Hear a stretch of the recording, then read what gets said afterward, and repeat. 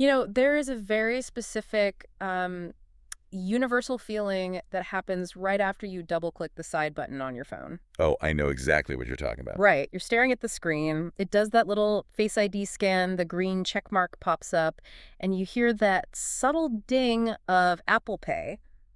And then, And then the guilt washes over you. yes, almost immediately. It's so visceral. It really is. I mean, it's a highly targeted form of buyer's remorse. Yeah.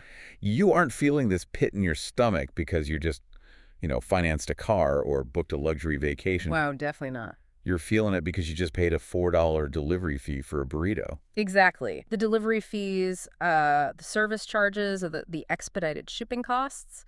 We look at those line items on the digital receipt, and our brain just immediately goes on the offensive. It does. We start rationalizing how we feel. Yeah, we tell ourselves, well, I could have just walked to pick up that lunch. I could have just gone to the grocery store myself. I have legs. I have a car. Right. We view paying for convenience as this fundamental failure of willpower. But what if we have that completely backward? Because for everyone listening, you are experiencing what this fascinating piece of writing we're doing a deep dive into today calls a complete misallocation of guilt. I love that phrase. Me too.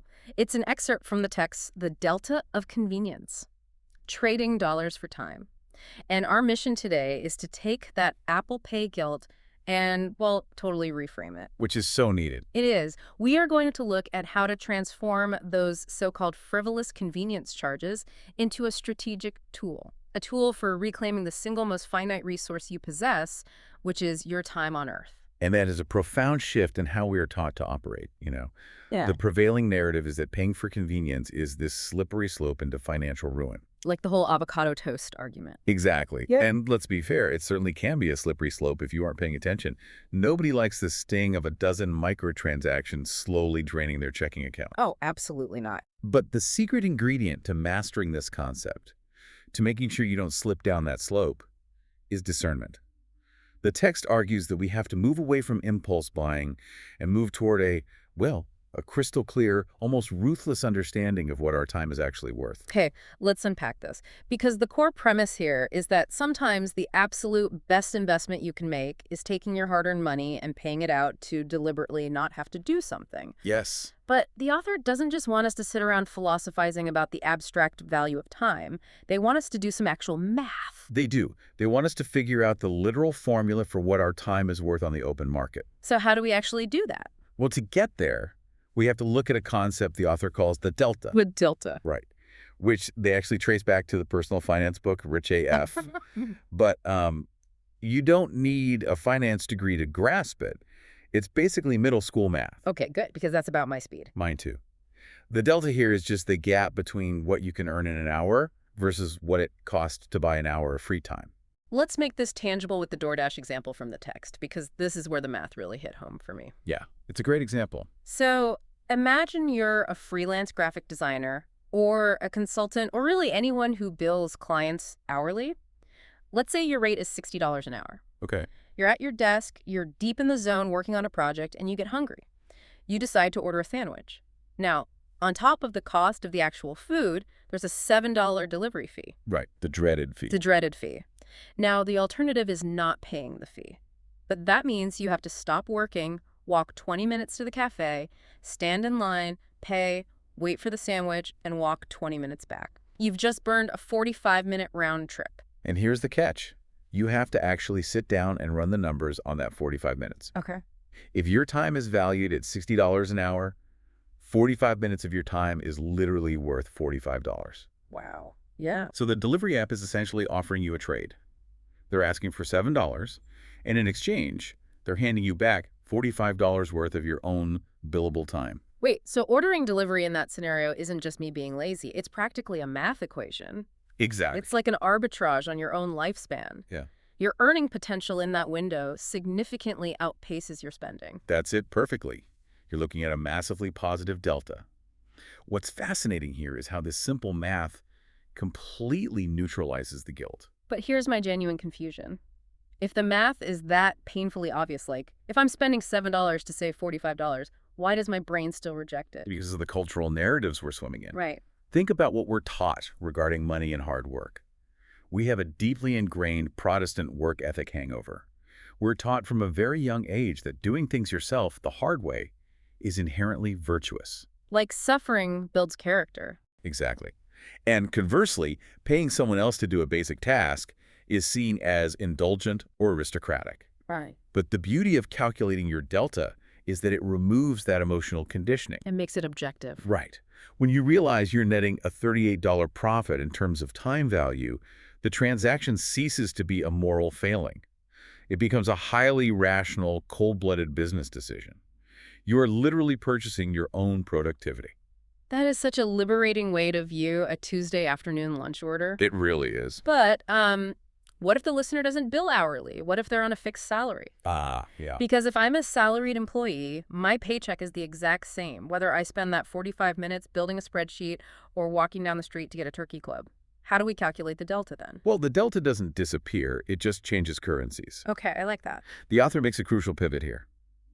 You don't have to be producing direct income to justify spending money to save time because the value of your time is not static. So it fluctuates. Exactly. Yeah. It operates on dynamic pricing based on scarcity. Basically, not all time is created equal. Paint that picture for me. How does the value of my time change if my paycheck doesn't? Consider the 60-hour work week scenario from the text. You're a salaried employee, grinding away Monday through Friday, pulling 12-hour days. Oof. Sounds brutal. It is. You are mentally and physically depleted. When you finally cross the finish line into the weekend, you only have this tiny, finite sliver of time, maybe 48 hours, to actually decompress. Just to remember what it feels like to be a human being. Right. So when you only have that sliver of the weekend to relax, those Saturday hours are worth their weight in gold. Because they're so scarce. Precisely. Paying Instacart fees to get back 2 hours from that limited pool of time off isn't a financial investment. It's a sanity investment. Because if I spend 2 of those golden hours navigating a chaotic grocery store parking lot, steering a cart with a broken wheel, and waiting behind 6 people in line, I haven't just lost 2 hours of the day. No, you've lost a massive percentage of your psychological recovery time before Monday hits. That makes so much sense. We're transitioning from the financial value of time to the emotional value of time. Yes, it's an emotional exchange rate. The value of an hour on a random Tuesday morning while you're sipping coffee at the office is fundamentally lower than the value of an hour on a Saturday afternoon when you're utterly exhausted. It really comes down to understanding what you're really buying. Exactly. Like there's that brilliant story in the excerpt about the author's parents and William the lawn guy.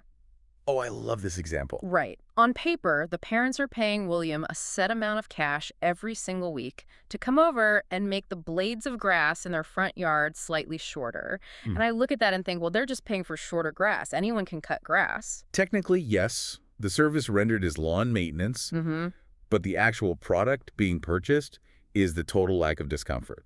The parents are buying their weekend mornings back. They're purchasing the relief of not having to maintain a lawnmower, not sweating in the humidity, not arguing over whose turn it is to do the edging. It's like when you buy a fancy mattress. You aren't buying foam and springs, you're buying a good night's sleep. That's a great analogy. Thanks. I connect it to the text's house cleaner example, too. You know, you aren't paying someone to scrub a tub. You are buying the confidence to host guests without worrying about a gross sink. Right. And you're buying more time with your family on a Saturday instead of choking on bleach fumes. If we connect this to the bigger picture, it's a major psychological shift. When you stop evaluating the literal service, the mowing, the scrubbing, and start identifying the underlying emotional value like peace of mind, you can make highly discerning choices. Because it's not a blank check to just outsource your whole life. Definitely not. You have to avoid the trap of zombie subscriptions. Oh, the zombie subscriptions. We all have them. We really do. The premium streaming service you haven't opened in 6 months. The obscure fitness app you downloaded on January 1st. That monthly snack box piling up in the pantry. And those are the antithesis of the Delta. They offer zero emotional or financial return. They don't save you time. They don't protect your sanity. They're just a drain. Exactly. Yeah. But by getting hyper-specific about emotional value, you can hunt down those zombies and cancel them while happily paying William the lawn guy. Okay, so we've talked about buying quality time and protecting our sanity, but the conversation shifts in the text. to paying simply to avoid pure friction and misery. Like, Sure. even if you have the time, do you have the patience? The text calls this the PITA factor. Pain in the ass factor. Exactly. And I have to share this because I laughed out loud at the anecdote about getting cheap haircuts at beauty schools. Oh my goodness, yes. The author did this in college, and on the surface it sounds brilliant. You save so much money because students need practice, right? Right, you keep 20 bucks in your pocket. But the agonizing reality, and I know people who have done this, is that it takes 3 hours because the student has to consult their instructor for every single snip. I can safely say I've avoided it, but it sounds like a hostage situation. It is. And if you want color, that's half a day gone. You're just immobilized under fluorescent lights. What you're describing is a textbook case of cognitive depletion. Even if you're just sitting there, the environment, the waiting, the uncertainty, it's draining your psychological reserves. So the money you saved is worthless if you're too irritated to enjoy the rest of your day. Exactly. And the author lays out this empowering rule here. You are allowed to not go for the cheapest option if it drains away more time than you're willing to commit. Money exists to make things easier. Money exists to make things easier. I love that. We treat it like the finish line, but it's a tool. Which brings me to the final brilliant example from the text. TSA Precheck. Ah, the airport. The great equalizer. Now, I have a well-documented tendency to run slightly late to everything. Oh, really? Yeah, so this felt deeply relatable. But I have to push back a little here, because with TSA Precheck, the end result is exactly the same. It is it. Well, yeah. You still end up at the gate, you still end up in boarding group 6 with the rest of us, so why pay for it? Because you are paying an annoyance tax. An annoyance tax. Yes. Spending money not to save time, but to save yourself from pure annoyance is entirely justified. You're paying to avoid jumping through hoops just to save a buck. Okay, so it's not about the destination. Right. It's about the condition you're in when you get there. Without PreCheck, you're in a massive line, taking off your shoes, pulling out your laptop, sweating about missing your flight. The gauntlet. The gauntlet. Yeah. It takes a massive toll on your executive function.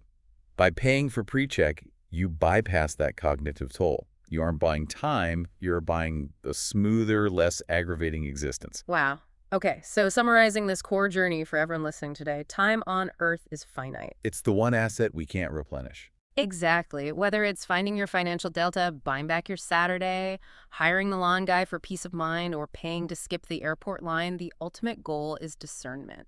And for you listening, I really encourage you to audit your own lives this week. Look at those Apple Pay charges and ask yourself, am I buying back my time or am I just letting a zombie subscription drain my resources? Such a good question. But I want to leave you with a final lingering thought to mull over. It builds on everything we've talked about today. Well, let's hear it. If the ultimate goal of money is to make life easier and buy back our peace of mind, well, once we've optimized our delta, avoided the beauty school haircuts, and skipped the TSA line, what are we actually doing with the mental bandwidth we get back? That's the real challenge, isn't it? It is. Are we just filling that perfectly bought time with more work and stress? Or are we finally allowing ourselves to enjoy the peace of mind we just paid for? Wow. That's a great point to end on. Right. Thank you so much for joining us on this deep dive. Look at your own delta, cancel those zombies, and please enjoy the time you just saved. Catch you next time.